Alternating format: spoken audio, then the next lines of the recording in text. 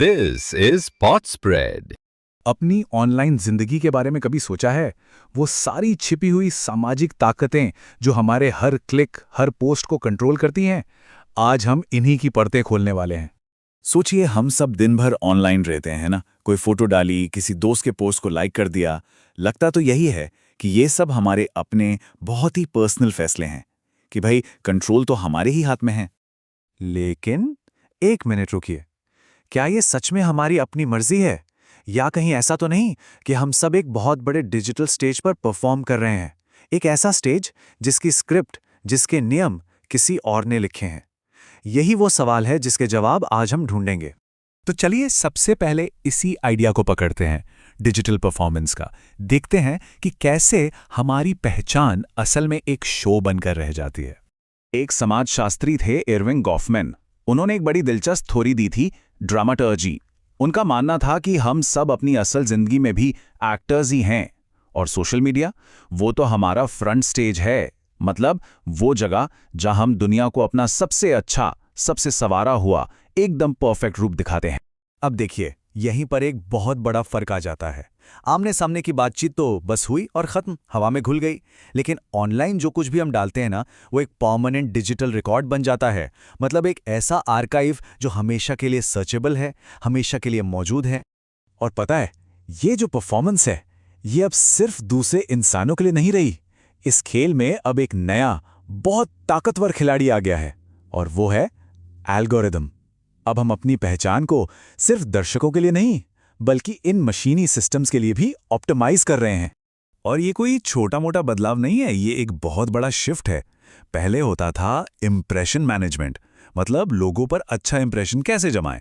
लेकिन अब हो रहा है आइडेंटिटी ऑप्टिमाइजेशन, यानी हम ऐसा कंटेंट बनाने पर ज्यादा ध्यान दे रहे हैं जो प्लेटफॉर्म के एल्गोरिदम को पसंद आए, ताकि वो उसे ज्यादा से ज्यादा लोगों तक पहुंचाए।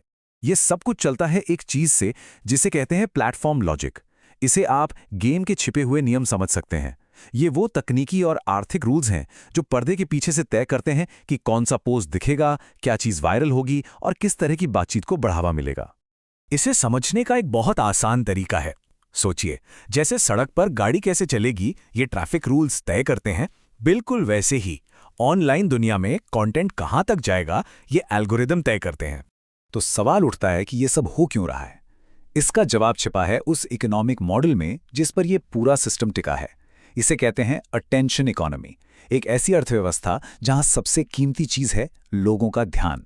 यहां एक बहुत ही कमाल का शब्द है, प्रोजम्पशन। ये बना है प्रोड्यूसर और कंज्यूमर को मिलाकर। इसका मतलब यह है कि हम सब एक ही समय पर उस सर्विस के कंज्यूमर भी हैं और प्रोड्यूसर भी। हम कंटेंट देखते भी हैं और बनाते भी हैं, और हमारा बनाया हुआ यही कंटेंट इन प्लेटफॉर्म्स के लिए रॉ मटेरियल यानी कच्चे माल का काम करता है। तो फिर ये पूरा चक्कर चलता कैसे है? देखिए, स्टेप बाय स्टेप समझते हैं। हम लोग कोई फोटो या वीडियो पोस्ट करते हैं, उस पर लोगों का ध्यान आता है, लाइक्स आते हैं। फिर प्लेटफॉर्म उसी ध्यान और एंगेजमेंट को एडवर्टाइजर्स को बेच देता है, और आखिर में हमारे मुफ्त के काम से प्लेटफॉर्म करोड़ों अरबों कमाता है। अब देखिए, कंट्रोल और पैसे कमाने का ये जो मॉडल है ना, ये सिर्फ सोशल मीडिया तक ही नहीं है। यही लॉजिक एक और बहुत जरूरी जगह पर काम करता है, और वो है ज्ञान। जी हां, हमारी एकेडमिक जानकारी तक पहुंच।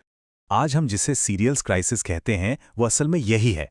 एक तरफ रिसर्च जर्नल्स के सब्सक्रिप्शन की कीमतें रॉकेट की तरह ऊपर जा रही हैं, और दूसरी तरफ यूनिवर्सिटी लाइब्रेरीज का बजट कछुए की चाल से बढ़ रहा है। नतीजा यह है कि ज्ञान लगातार और महंगा होता जा रहा है और आम लोगों की पहुंच से बाहर।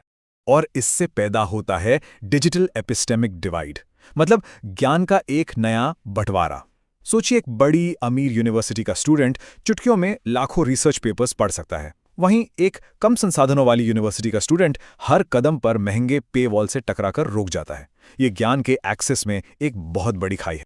लेकिन कहानी यहीं खत्म नहीं होती। इस सिस्टम के खिलाफ, इस डिजिटल घेराबंदी के खिलाफ अब आवाजें भी उठ रही हैं। तो चलिए अब देखते हैं खुले ज्ञान के लिए चल रहे इन मूवमेंट्स को। इसका सबसे बड़ा उदाहरण है ओपन एक्सेस मूवमेंट। इसके मोटे तौर पर 3 रास्ते हैं। पहला है ग्रीन ओपन एक्सेस, जहां लेखक अपनी रिसर्च की एक फ्री कॉपी कहीं और डाल देते हैं, पर इसमें अक्सर थोड़ी देर हो जाती है। दूसरा है गोल्ड, जहां आर्टिकल तो सबके लिए फ्री होता है, पर उसे छापने के लिए लेखक को पैसे देने पड़ते हैं। और तीसरा है डायमंड, जो लेखक और पढ़ने वाले दोनों के लिए फ्री है, लेकिन ये अभी उतना कॉमन नहीं है।